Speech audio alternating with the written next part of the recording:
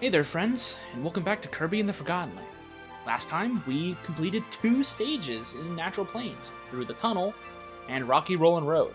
As well, we saw the beginning of construction in the Waddle Dee town. In this episode, we're going to be checking out these treasure roads that opened up, as well as continuing through Natural Plains into a trip to Alivel Mall. So, we'll start out with the treasures. Looking at the Cutter treasure road here, which is called Throw and Catch Treasure Collecting, we were given a slew of information here right off the start. First things first to note, we have to play as Cutter Kirby in the, Cutter treasure road. Next, we're given a difficulty, which really doesn't mean all too much. Pretty much what it means is that we're playing as regular Cutter Kirby. There's no strings attached. It's made for early game players. Next, we are given a best time. You are timed during treasure roads, and as we'll see when we enter in, you need to reach a certain target time in order to get certain bonuses. And so, as you can see at the very top, we were given 3 minutes to finish this treasure road. So the whole gimmick here is that we need to catch these shards with the Cutter ability, which isn't too hard to do. Oh, reach his last one. There we go. Once we complete all these 5 shards, we are now given the ability to teleport on that pad there. Do this as fast as you can, you'll get a bonus. Whole goal here. I'm gonna ignore those moving pads and just kind of move around by myself. The target time was to finish this one in 1 minute. So I got 25 seconds left if I want to reach that timer. You are still given the rewards of the treasure road, even if you don't meet the target time, but I will be trying my best to reach the target time regardless of that notion. Because I am stubborn and I like a challenge. But it seems like we did it. We reached the end goal within that target time. We obtain a rare stone for our troubles and 50 extra coins for completing the treasure road within that target time. It's nothing too crazy. You're basically just trying to learn and prove to the game that you know how the ability works. It gives every copy ability the time to shine. And rewards you for taking the time to learn and play with these copy abilities. So, the one for Bomb, we're going to go ahead and do. We're going to go ahead and finish out the Cutter, the Bomb, and the Fire Treasure Road. So this one is Triple Strike, bowling for switches. So we're going to have to use our bombs to roll down and hit these switches. We can obviously jump and throw them down if we really wanted to. We wanted to be a little rule breaker, you know. Which I'm perfectly okay doing, but my depth perception is not in its prime anymore. So I have to abide by the rules and just bomb roll. There we go.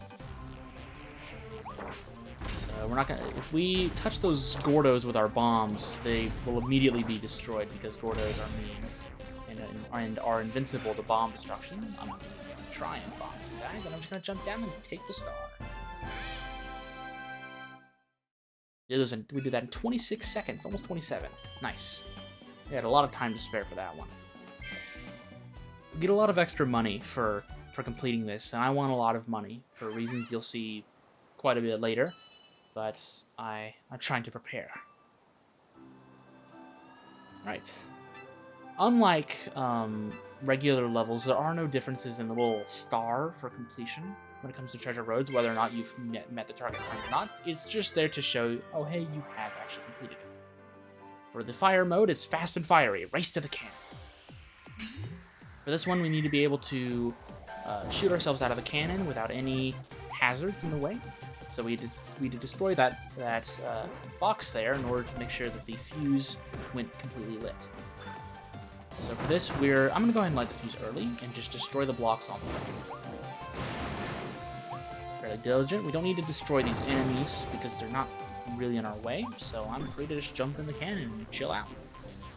But I'll spare the hothead this one time. My one act of mercy for the week. The Gordos obviously aren't in our way, but we need to destroy the blocks that they are guarding. And then we're free to move on. Anything with a fire ability does will light the fuses, so I can jump up and become a fireball if I really wanted to, and it'll activate the fuse, which is nice. Gotta wait here for a bit. There we go. And there's the end of the stage already. Just jump and take the rare stone. 44 seconds. We needed 45, so I just barely made that one. If I had lit the fuse on that last second a bit earlier, it would have been much quicker, but we still did it. Treasure roads are fairly quick, which is really nice. So there's this fourth treasure road right here, but I don't really want to just spend the whole episode doing treasure roads, so I'll stop it there. So let's go ahead and just continue to Alivel Mall. Hang on. If we click this, we can find a hidden treasure road. There's 2 hidden treasure roads hidden around this area. This one's for the vending mouth treasure. We're not going to do that just yet. We're going to head into Alivel Mall. So, a trip to Alivel Mall. This one, again, has 10 hidden Waddle Dees. Up we go. Right. Very big mall. I actually haven't been to the mall throughout my life very often. It was something that was rather a rare occurrence in my life. So they've always been kind of like a sense of wonder and intrigue in my life. And also a very common place to get sick and from all the germs and people around. But, you know, that's part of the adventure, I guess.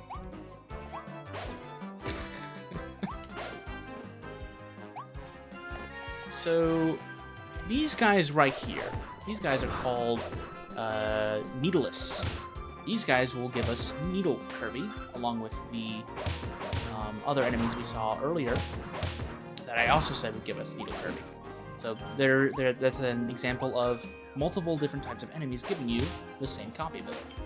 There's a lot of variety here. These little guys right here that are throwing bones at us, who, aw, I knocked off his little head there. He's like a...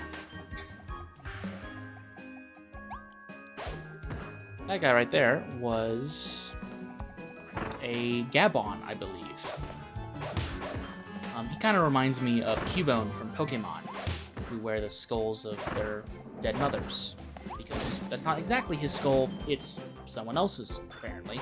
I shudder to wonder how he got a hold of that, and what bones he is throwing. But I'm not going to think too much about it. So, one of our hidden objectives, to change the topic, is eat 4 donuts. So, I'm going to real quick backtrack to make sure that I did not miss any of those. I think I might be going crazy. Oh, hey, there's a secret area over here earlier in the stage that is just free money. Alright, neat. Alright, I didn't see anything too important other than that piece of hidden coins, so I'm going to keep moving forward. Oh, there's this hidden area right here too that gives us some snacks and leads us to this invincible candy that, like the name states, makes us invincible. It also increases our movement speed, as long as the effect is up, which we can use to just constantly mow down these enemies. And obtain this hidden Waddle Dee, the first one of the stage. It also plays this very chaotic piece of music that I'll play for a bit here longer than the ability lasts to let you hear.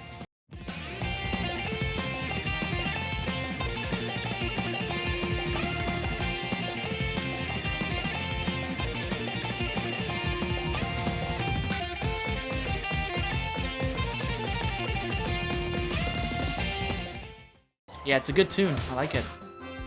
Oh, this cabinet or locker thing is being blocked off by enemies. We kill them all, and we get access to it.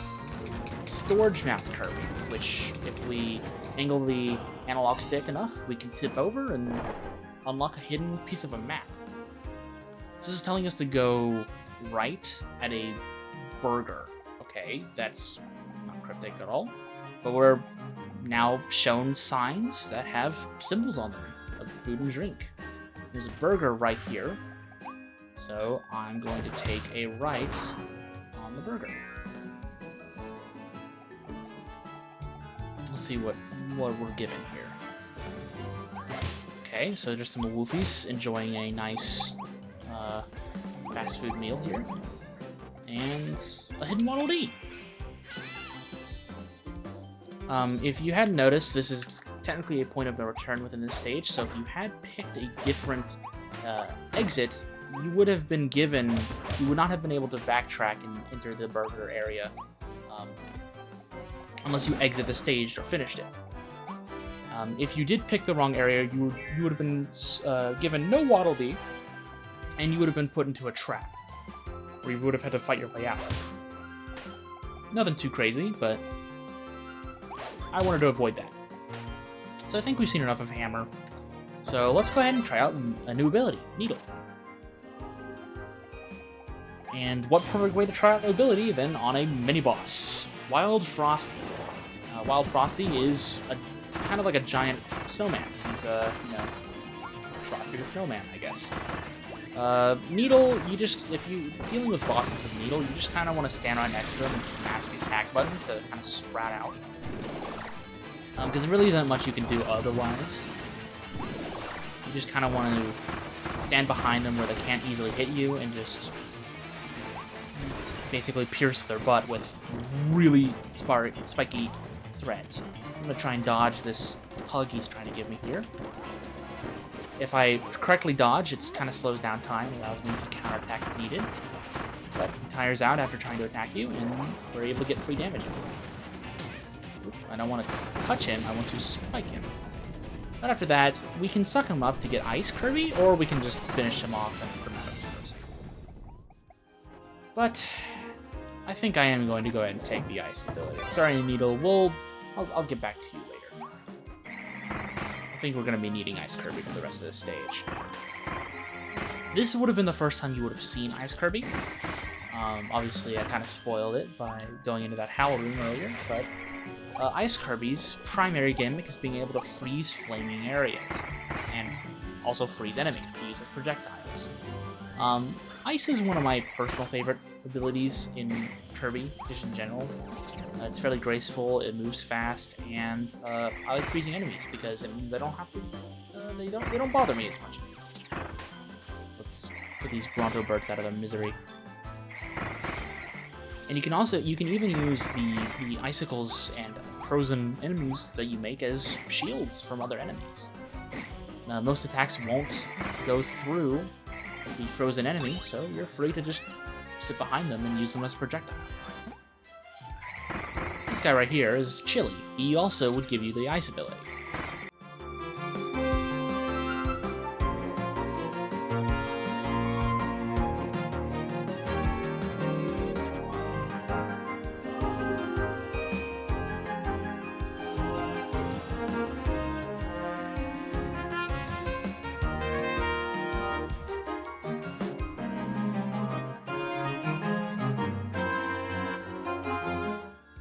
Moving on, we are now inside of a more open area in the mall with more signs, which means we gotta figure out we have to figure out which one is the correct way. So first things first, let's go ahead and just check back down here to make sure that there is nothing within the overgrowth or foliage. I don't see anything. There is something that we can inhale here for the mouthful mode, but let's go a bit further. Let's inhale this way. Same thing, you just tip over, and you spit it out, and it breaks open, and we're given another room. So we're given capsule. So we're given a picture of an ice cream, but there's no arrow, there's nothing. Well, that's not very useful. Okay, well, let's see if there's anything hidden up here. Doesn't look like it. I'm not allowed to go further up. So let's try inhaling this one, see if it gives us something. Looks like it will, just by peeking over. Okay, so there's a torn piece right here where the ice cream would fit, and it's telling us to go left on cake. Well, there's two cake signs, but there's only one of them that is right next to an ice cream. So let's go through this top left exit right here.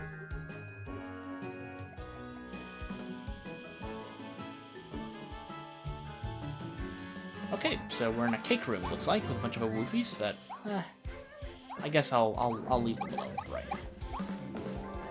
And we're given a hidden Waddle Dee, which is always nice. That's our last one.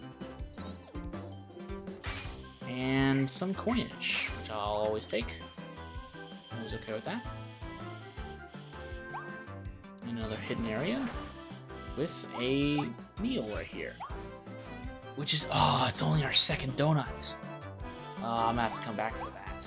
Oh, this is gonna be our first backtrack. Sad times. That's okay though. Right. So let's just move forward with grace. Dodge all these enemies because I don't have time for that. Nail this last piece right here. It's gonna take a little bit more effort here. Kirby just takes down a whole wall. No wonder this place is falling apart. Okay, so that was navigate the mall without getting lost. There we go. That's one of the hidden objectives.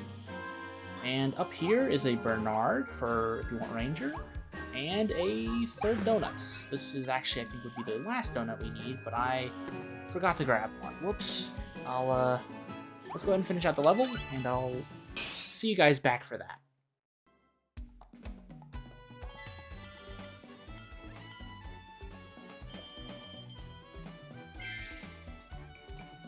Okay, first capsule we got was the wanted posters. No description. A Buffelhorn. Behold, it's the brutal, brutish Buffelhorn. Weak attacks won't stand a chance against this critter's forward tackle. Good thing they have a hard time stopping. If you're careful, you can trick them into running off cliffs. They'll be okay down there. They're real tough. Treasure chest. No description. Yeah, I can't get the feeling that we've seen that Buffelhorn fall off a cliff. Maybe just my imagination. Oh, that irks me. The 9 out of 10. That's what a non-100% completion star looks like.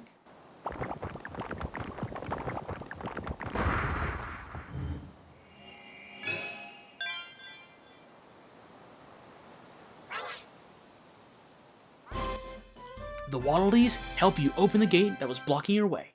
Head into the stage and challenge the boss that's guarding this territory. Yeah, I won't be doing that just yet. I'll see you guys back for where the donuts are. Okay, first donut is behind these boxes right here, right next to the Kabu. The next donut, the second one, is in this little trackpad here with the Bronto Berths. There's a hidden area that you can step on right here in the bottom right that'll spawn a donut. The third donut can be found in the cake room where the final hidden Waddle Dee can be found. Also, if you were to revisit stages and you were to collect hidden Waddle Dees that you've already found before, they will instead be cages full of coins. And of course, the final donut was at the very end of the stage, right next to the Bernard.